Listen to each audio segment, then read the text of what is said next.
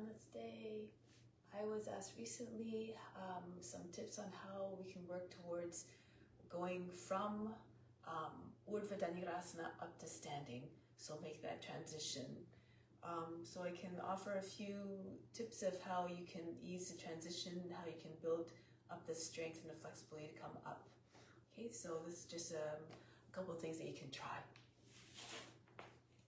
So first of all, if you can do it from your knees, then when you master that, then you'll have a little, this will help you to get up eventually to do it on your feet.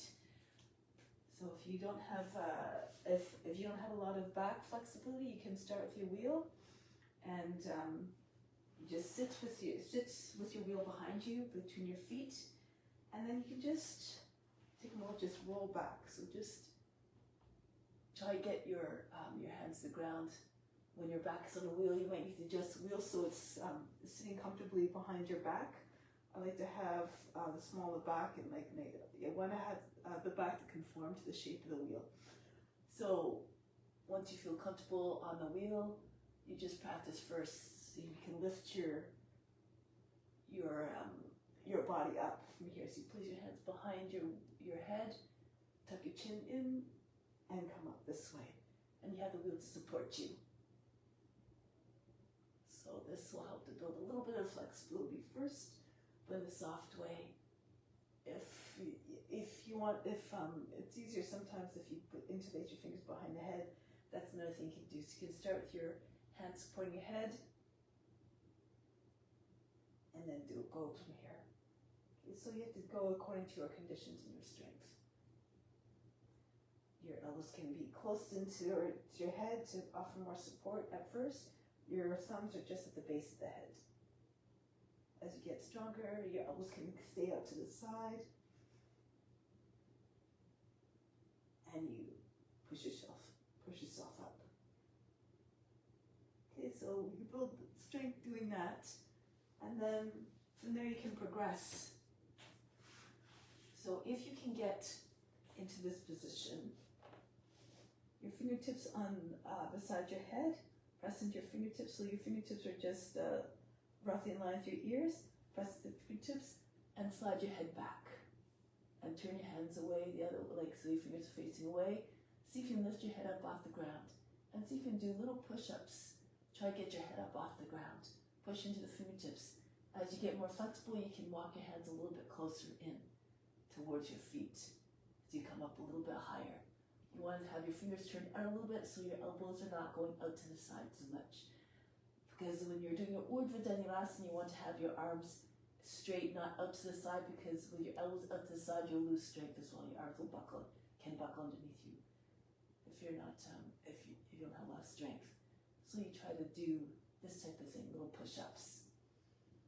Okay, next you can progress to maybe come out the push-up. You have to really pull with your thighs.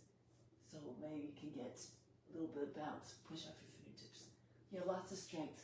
So before you do that though, if you're having trouble doing that, work your thighs so your core is not just this area, the abs, it's the thighs as well. So it's a whole assembly from the shoulders down to pretty much the knees.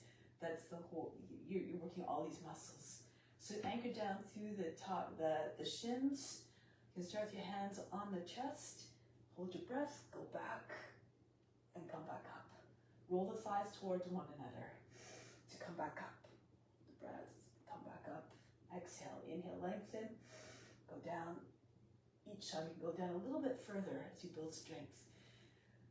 Eventually you can take your hands out to the side, maybe like a cactus. You have to really anchor down through the tops of the feet. So you want to try to build strength this way. So do these exercises, maybe eventually over the head. And as you get more strength, you can come down a lot further. Roll the thighs towards another. Of course, do according to don't have big expectations at the onset. So you have to work towards this. Okay, so eventually you'll be able to come down. You're not trying to back bend so much this, you might have a curve in my spine so it looks like I'm back bending, but really try to stay more like a board with a hinge at the knees. So just building the strength this way, this will really help. Sometimes you have, you can use visualizations. Imagine you have a string attached to your hips and someone's pulling you up from the hips. So you have to lead with your hips come up. Okay, so get that sensation of being pulled forward. All right, so that's next. So these steps will lead on to like being able to do it now and maybe getting a little bit lift. So again, you bring your fingertips on either side of the head, a little bit behind the head, thumbs in line with your ears, and then push into your fingertips, come onto the top of the head, turn your hands around. Stay in the fingertips. You have lots of strength in your fingertips. Your hands are flat on the ground. You're not going to get much height here. Okay, so you want to have, and you'll get a little bit buoyant. So just bend your elbows and see if you can get your head up off the ground. And maybe push off your fingertips, hold the breath. You have to anchor down through the thighs, push down into your shins. Sorry, not the anchor down to the thighs. Push through the shins and the tops of your feet. Push off the fingertips so you can get a little bit of lift. Eventually you can push a little bit harder. Hold the breath, push into your fingertips. Again, get the sensation of being pulled up by a string. Eventually you might be able to come all the way up. Okay, so that is building the strength to eventually come onto your feet. When you're ready to come onto the feet, of course a lot of people have, you can always walk down the wall, but I was asked how to get away from the wall. So you start by opening up your feet quite a bit. Your feet's wide. So when you bend your knees, you're lower to the ground. You don't have as high to come up. So sometimes when your legs are too close together, you have more height to work with. So you want to shorten yourself. So separate your feet, your toes pointing out along the edge of the mat. Easy Chakasana start. So bend your knees. Feel as though you're riding on a horse. Bring your hands on your hips, on your seat. Push into your seat, pull down.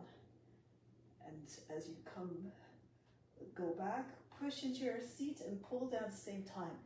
You can even bend your knees a little bit more so your knees are way beyond your toes. Go slow. The chest goes up, the head down. If you can see the floor easily, well actually before that, you can bring your hands down to the backs of the knees. If you can do this comfortably, sit your heels, your palms on the backs just underneath your knees. Roll the thighs outwards, roll the shins inwards. The thumbs will come further through between your legs. Okay, so you're supporting yourself. You're pushing your knees forward, your hips are forward. And when your head's close to the ground, and you can see the ground, then you can bring your hands up onto the ground. Okay, so that's, some people can already do that already. To come back up, again, you stay in the fingertips. You do again those little push-ups that we did before. Push your hips forward, stay with your fingertips on the ground. And then at some point, push your hips forward, one hand to the back of the knee, the right hand right back of the knee. Hold your breath, keep pushing into the back of the knee with your heel of your palm and your other one. And then walk your way back up. So make sure you can do that with ease before you try to come all the way back up. So again, you're pushing into your hips, bend your knees, push your seat in and down at the same time.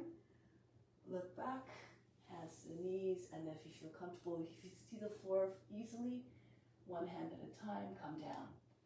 And come back up, come off the fingertips, come all the way forward. Imagine like, again, you're sitting on a horse. One hand to your knee, and then the other hand.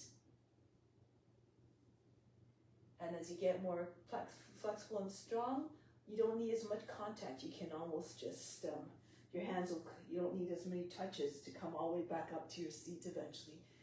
Eventually you'll be able to do the full stance. So coming down, bend your knees, allow the head to go back. Slowly, hips forward. Make sure your hips are forward so you don't fall as easily. And then your hands come down. So you want to have your hips forward so that you don't fall back too fast. And you want to be ready with your hands in case that does happen. But if you keep your knees over your toes a little bit more, then it's a little bit easier. That's why you keep low, your knees very bent. Eventually you have the strength to maybe come up. So push off the fingertips.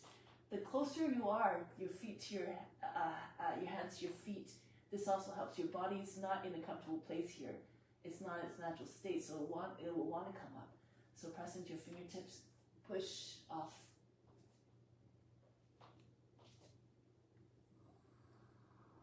Good. So your breathing is natural. Okay, so come back down, bend your knees, hips forward. And your hands come down. Get a little bit of movement. Move your hands a little bit closer in towards your feet. Keep rocking back and forth. Then come onto your fingertips so you can push off the ground. You have to lead with your hips. So if you visualize your hips coming forward, you're drawing an arc of the body. So imagine you're drawing a rainbow with your body. Your hips leading. So keep on using those visualizations to have the forward movement. And this will give you a little bit more of the waving motion to get up. So I hope that helps. So thank you so much for watching. Namaste.